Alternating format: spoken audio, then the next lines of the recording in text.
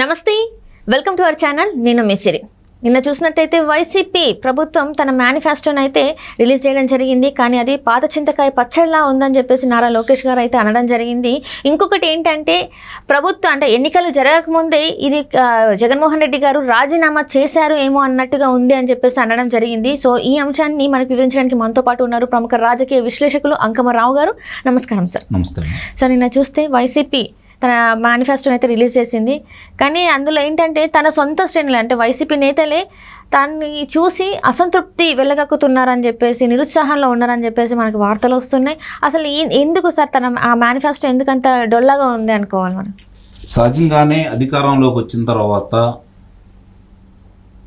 జగన్మోహన్ రెడ్డి గారు ఆయన పరిపాలనా విధానం చూసుకున్న తర్వాత వాళ్ళ నాయకుల్లోనే ఒక 20-25% మందికి 2.5 సంవత్సరాల క్రితమే వాళ్ళు కాడి కింద వేయటం కూడా జరిగింది. వాళ్ళకి అర్థమైపోయింది అప్పటికి.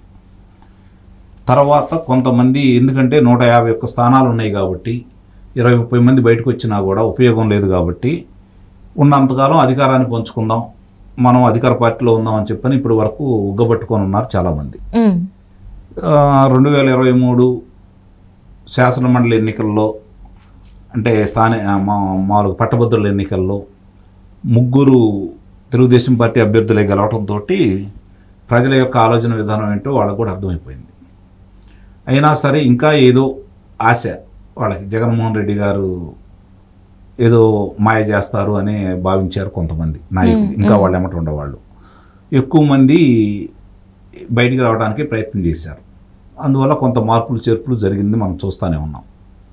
కొంతమందిని ఇక్కడ వాళ్ళని అక్కడ మార్చుకోవడం, అక్కడ అది వాళ్ళ అంతర్గత సమస్య, వాళ్ళ నిర్ణయం, దాన్ని మనం తప్పట్టాల్సిన అవసరం లేదు. దాన్ని బట్టి అర్థమైంది ఏంటంటే ఆ రోజు పార్టీ మీద వ్యతిరేకత, ప్రభుత్వం మీద వ్యతిరేకత, స్థానిక శాసనసభ్యుల మీద వ్యతిరేకత చాలా స్పష్టంగా ఉందనేది అందరికీ అర్థమైపోయింది.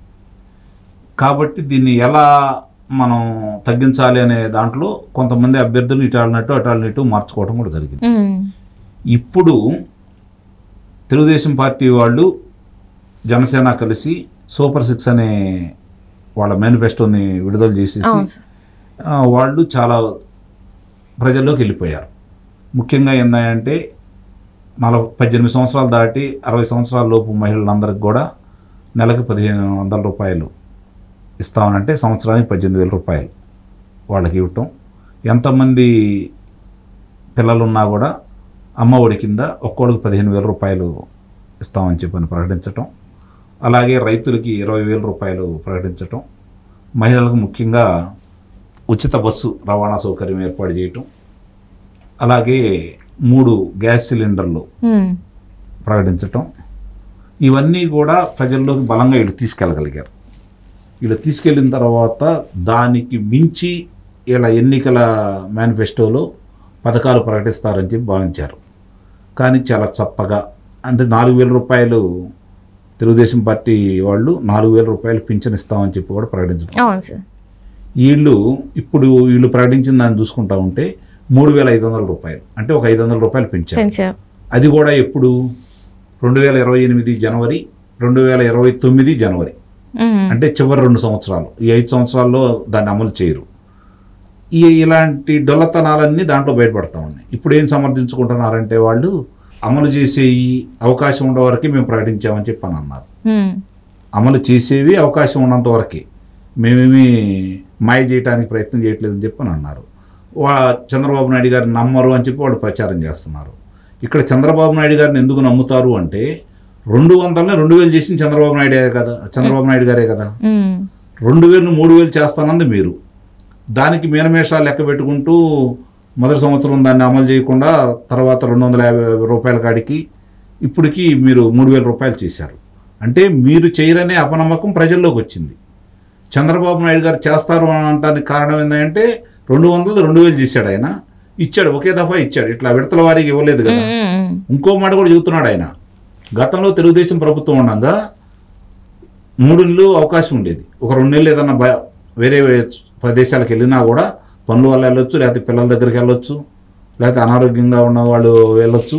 మళ్ళీ తిరిగి వాళ్ళు వస్తే 3వ నెల అయినా సరే ఆ 3 నెలలకి వాళ్ళకి ఇవ్వడం కూడా జరిగేది.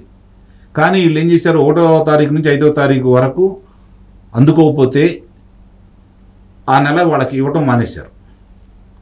ఇట్లా వీళ్ళు కోతలు విధించడం కూడా మొదలుపెట్టారు. ఇప్పుడు చంద్రబాబు నాయుడు గారు ఏం చెబుతున్నారు అంటే ఏప్రిల్ మే నెలతో కలిపి జూన్లో కలిపి జూలై 1వ తారీఖు నాడు 7,000 ఇస్తామని చెప్పి చెబుతున్నారు.